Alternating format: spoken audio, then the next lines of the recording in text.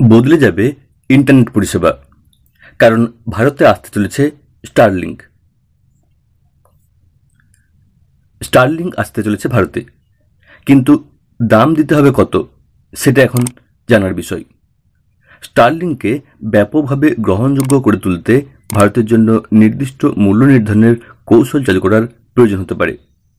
আশা করা হচ্ছে হার্ডওয়্যার খরচ কমিয়ে আনা হবে। ভারতে ইন্টারনেট সংযোগের ক্ষেত্রে নতুন যুগের সূচনা হতে চলেছে স্টারলিংকের মাধ্যমে, কারণ মার্কিন মহাকাশ সংস্থা স্পেস এক্সের স্যাটেলাইট ইন্টারনেট পরিষেবা স্টারলিংক ভারতে খুব শীঘ্রই চালু হতে চলেছে। রিপোর্ট অনুযায়ী রিলায়েন্স জিও এবং ভারতী এয়ারটেলের সঙ্গে অংশীদারিত্বের মাধ্যমে ভারতের বাজারে প্রবেশ করতে পারে স্টারলিংক। তবে পরিষেবা শুরু করার আগে ভারত সরকারের কাছ থেকে নিয়ন্ত্রক অনুমোদন নিতে হবে স্টারলিংকে। অনুমতি পেলে ভারতে দ্রুতগতির ইন্টারনেট পরিষেবা আরও সহজলভ্য হতে পারে। ভারতে স্টারলিংকের আগমন অত্যন্ত গুরুত্বপূর্ণ হতে চলেছে, কারণ এখনও দেশের অনেক গ্রামীণ ও দূরবর্তী অঞ্চলে ইন্টারনেট পরিষেবা সীমিত।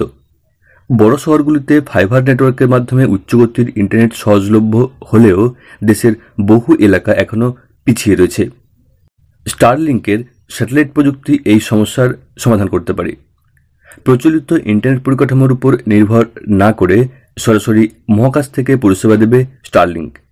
ফলে যে জায়গায় অপটিক্যাল ফাইবার বা মোবাইল টাওয়ার বসানো সম্ভব নয়, সেখানে সহজেই ইন্টারনেট পৌঁছতে পারবে। স্টারলিংকের ভারতে পরিষেবার মূল্য এখনও প্রকাশ করা হয়নি, তবে ভুটানে স্টারলিংকের যে মূল্য নির্ধারণ করা হয়েছে তা থেকে কিছুটা হলেও ধারণা পাওয়া যেতে পারে, কারণ ভারতের সবচেয়ে কাছের দেশগুলির মধ্যে ভুটানেই প্রথম স্টারলিংক পরিষেবা চালু হয়েছে। স্টারলিংক ভারতে চালু হলে ইন্টারনেট পরিষেবার খরচ কী পরিমাণ হবে তা অনুমোদনের পরেই জানা যাবে। স্টারলিংকের অফিসিয়াল ওয়েবসাইট অনুসারে কোম্পানি দুটি সাবস্ক্রিপশন প্ল্যান অফার করে।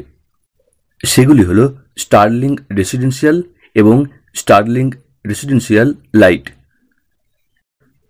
রেসিডেন্সিয়াল প্ল্যানটি স্ট্যান্ডার্ড হোম ব্যবহারকারীদের জন্য তৈরি এবং এতে ডেটা ব্যবহারের কোনো সীমা নেই।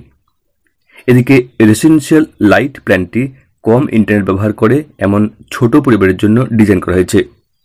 এতে ডেটা ব্যবহারের কোনো সীমা নেই, কিন্তু এটি প্রায়োরিটি পায় না, অর্থাৎ পিক আওয়ারে ইন্টারনেটের গতি কমানো যেতে পারে।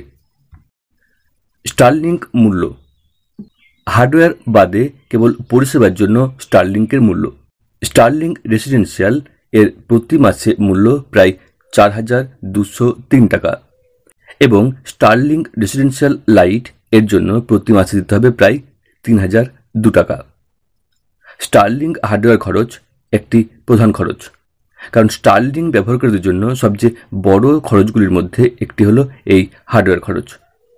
কোম্পানি দুটি হার্ডওয়্যার বিকল্প প্রদান করে, সেগুলি হলো স্টারলিংক মিনি এবং স্টারলিংক স্ট্যান্ডার্ড।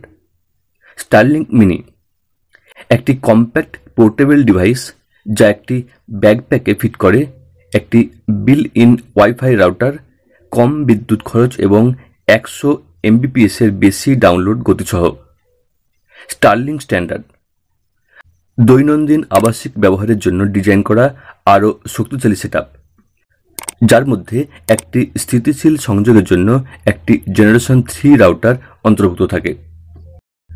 হার্ডওয়্যারের মূল্য স্টারলিংক মিনি এর জন্য প্রায় 17,013 টাকার মতো খরচ হবে এবং স্টারলিংক স্ট্যান্ডার্ড এর জন্য প্রায় 33,027 টাকার মতো খরচ। ভারতে স্টারলিংকের ল এবং চ্যালেঞ্জ। প্রতিবেদনগুলি থেকে জানা যায় যে ভারতে স্টারলিংকের সাবস্ক্রিপশনের জন্য প্রতি মাসে মূল্য 5,000 থেকে 7,000 টাকার মধ্যে হতে পারে, যার মধ্যে এককালীন হার্ডওয়্যার সমেত খরচ 20,000 থেকে 38,000 টাকার মধ্যে হতে পারে। এটি ভারতে ব্রডব্যান্ড পরিষেবার জন্য গড় ব্যবহারকারীর প্রতি আয়ের চেয়ে যথেষ্ট বেশি, যা 400 থেকে 600 টাকার মধ্যে পড়ে।